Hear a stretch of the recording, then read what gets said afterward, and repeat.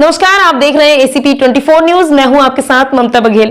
रुक करते हैं तमाम बड़ी खबरों की ओर। खबर मध्य प्रदेश के ग्वालियर से है, जहां सुर सम्राट तानसेन जी के जन्म स्थान बेहट में झिलमिल नदी के किनारे स्थित उनकी साधना स्थली पर पाल बघेल समाज द्वारा सुर सम्राट की 524वीं जयंती व विचार संगोष्ठी के कार्यक्रम का आयोजन किया गया। इस कार्यक्रम में मुख्य अतिथि के रूप में माननीय बाबूराम पाल, राष्ट्रीय अध्यक्ष राष्ट्रोदय पार्टी, विशिष्ट अतिथि राम आश्रय पाल, राष्ट्रीय उपाध्यक्ष राष्ट्रोदय पार्टी व एडवोकेट शंभुदयाल बघेल, विशेष अतिथि के रूप में सुनील बघेल, प्रदेश उपाध्यक्ष बहुजन समाज पार्टी, श्री 108 बाबा दीन बंधु महाराज। कार्यक्रम की अध्यक्षता एडवोकेट प्रेम सिंह पाल द्वारा की गई। कार्यक्रम के शुभारंभ से पूर्व पाल बघेल समाज के भाई बंधु व महिलाएं एकत्रित होकर बेहट चौराहा स्थित सुर सम्राट तानसेन जी की प्रतिमा पर पहुंचे व सभी ने पुष्प अर्पित कर विनम्र श्रद्धांजलि अर्पित की। इस अवसर पर डॉक्टर मिथिलेश बघेल व रानी पाल भी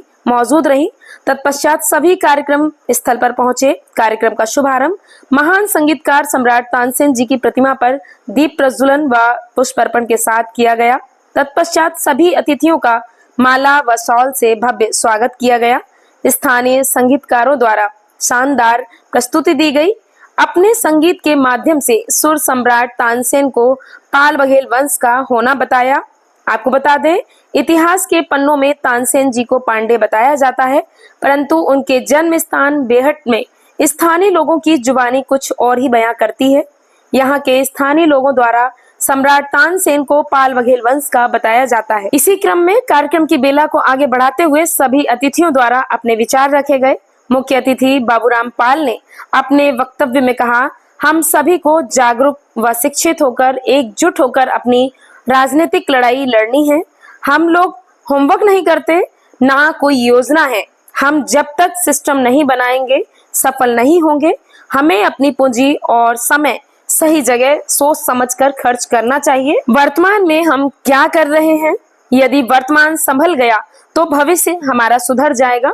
हमें लोकतंत्र को समझना होगा। राजतंत्र में हम राजा महाराजा थे, लेकिन लोकतंत्र में जिसका विधायक सांसद होता है वही राजा होता है। इसलिए हम सभी को संगठित होकर हमारे प्रतिनिधि को राष्ट्रीय सत्ता तक पहुंचाना है और अपने लोगों का सम्मान बढ़ाना है।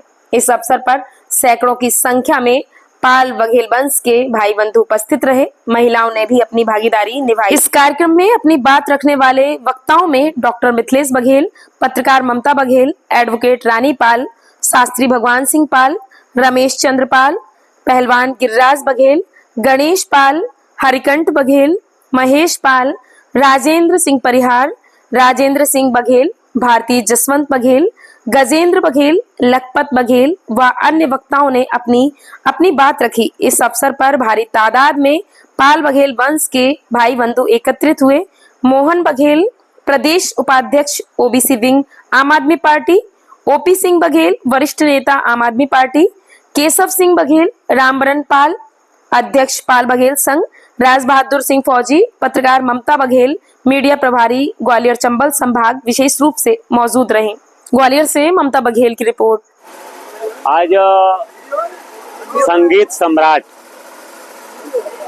तानसेन जी की जयंती के अवसर पे ग्वालियर जनपद के पाल बघेल समाज के लोग बड़े ही धूमधाम से तानसेन जी की जयंती का कार्यक्रम रखे और सभी लोगों ने श्रद्धांजलि अर्पित की है। और चूंकि एक तरीके से अब संगीत सम्राट तानसेन जी का जीवनी एक तरीके से लड़ाई का रूप ले ली। चूंकि कहते हैं कि जिस का बेटा अगर लायक होता है उसके बाप की इज्जत ऑटोमेटिक लोग करने लगते हैं, और जिसका बेटा अगर नालायक होता है तो गांव में उसके बाप की भी इज्जत नहीं होती है। ऐसा ही कुछ प्रतीत यहाँ पे देखने के लिए मिल रहा है। क्योंकि लगभग 500 साल पहले तानसेन जी का जन्म इसी स्थान पे बेहट ग्राम सभा ग्वालियर के पास होता है। और संगीत के मामले में चाहे आग की वर्षा, पानी की वर्षा, मतलब इतना बड़ा संगीतज्ञ कोई हुआ नहीं। तो लेकिन कहीं न कहीं हमारा जो समाज रहा पाल बघेल समाज, अपने पूर्वजों को इतना याद नहीं किया, आदर सम्मान नहीं किया, तो कुछ जो पढ़े लिखे चतुर और चालाक लोग हैं, इन लोगों ने अपना पूर्वज बना करके इनको पांडे बना दिया। यहाँ तक कि यहाँ पे लिखा भी गया है, सुनने में आ रहा है कि ग्वालियर में यहाँ पे सरकारी दस्तावेज में भी कर दिया गया।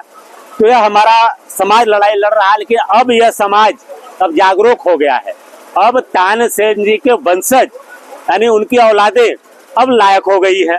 ये लायक औलादे उन्हें उनका ओरिजिनल जो पहचान है पाल बघेल का यानी गडरिया कौम में जन्म लेना तानसेन का, यह सिद्ध करने का काम आज ये प्रमाण इतनी बड़ी जनसैलाब में किए। जन्म स्थली पर आकर कुछ और ही इतिहास मिलता है। हाँ, क्या है इनका इतिहास? देखिए, सर्वप्रथम तो भूत बावन भोलेनाथ के श्री चरणों में कोट कोट वंदन प्रणाम। शंकर भगवान की जय। और यहाँ विराजमान समस्त देवी देवताओं के चरणों में कोट कोट वंदन।